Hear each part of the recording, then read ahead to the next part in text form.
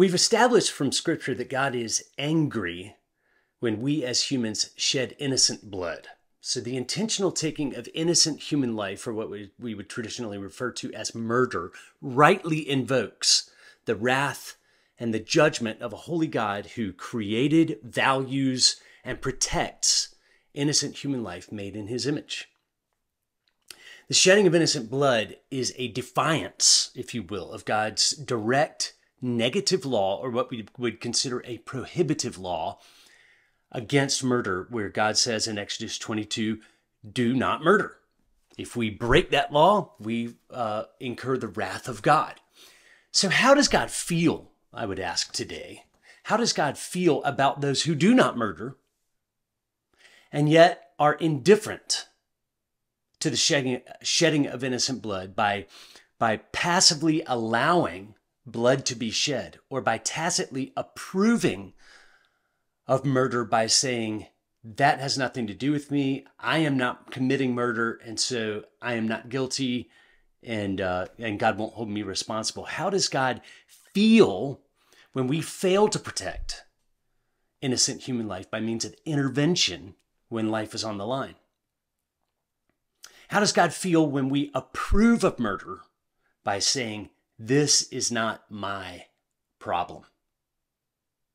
Here's a real world, a theoretical example from the real world. So if I were to be a vocal opponent of violent knife stabbings, and I campaigned against knife violence, how would God feel about me if I were to come upon you being attacked at knife point and do nothing about it? If I were to say, since I am not guilty of knifing this person, I am not responsible, I have nothing to do with it, and no one can hold me responsible for this knifing. I am innocent. And how would you feel if I were to do that to you? If I were to sit back and watch your stabbing? Civic morality, or just what we would think of as social responsibility, would prompt even non-Christians, even people without a view of the Bible, to come together and say that my inaction in such a circumstance would be tantamount to complicity. In other words, if I were to do nothing, I could be held guilty for the shedding of innocent blood. Now, if that seems a little bit unclear in your mind as to whether or not people truly think that way, let me say it in a different way. Let me say it this way. Those who murder and those who are indifferent to murder are equally guilty of breaking God's law, because God's law does not only say do not murder, but it goes on further to say love your neighbor. If we do not murder, that's good. But if we fail to intervene when life is on the line, then we have failed to obey the rest of the law, which is God's law that says, do not murder. That is the positive law, the action law. Love your neighbor. If we don't love our neighbor, then we have broken God's law. Now, let me give you a couple of biblical examples and biblical principles to consider that relate to this. Number one, we know that to directly violate God's law is sin. But the book of James says, to those who know the good that they ought to do and don't do it, to them that is also rendered as sin. So this is commonly referred to as the dichotomy of sins of commission versus sins of omission. If we commit a sin intentionally, then we sin. If we omit good that God has instructed us to do, then we also sin by doing nothing, by sin of omission. Deuteronomy 22 says that if you're building a new house and you need to build a fence or a parapet, which is a low protective wall or a low protective fence around the roof of your house.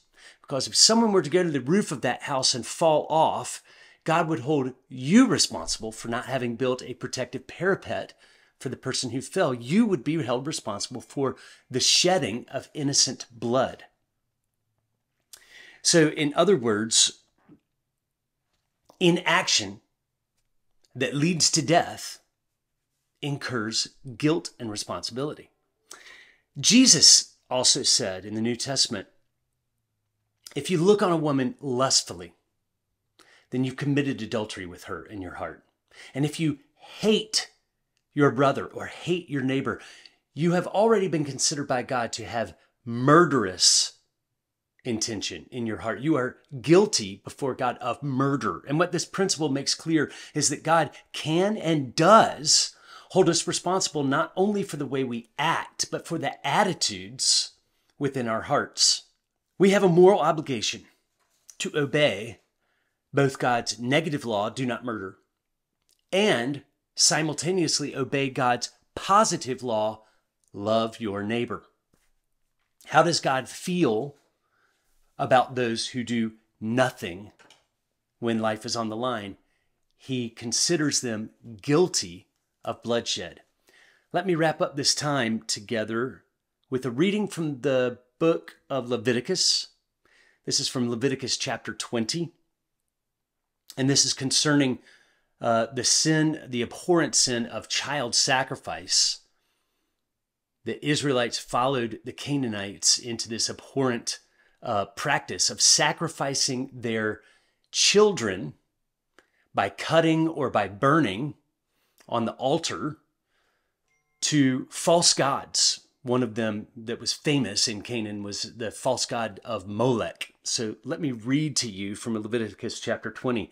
The Lord spoke to Moses saying, say to the people of Israel, any one of the people of Israel or of the strangers who sojourn in Israel, who gives any of his children to Molech, shall surely be put to death. The people of the land shall stone him with stones. I myself will set my face against that man, and I will cut him off from among his people, because he has given one of his children to Molech to make my sanctuary unclean and profane my holy name. So there you have it. Do not murder.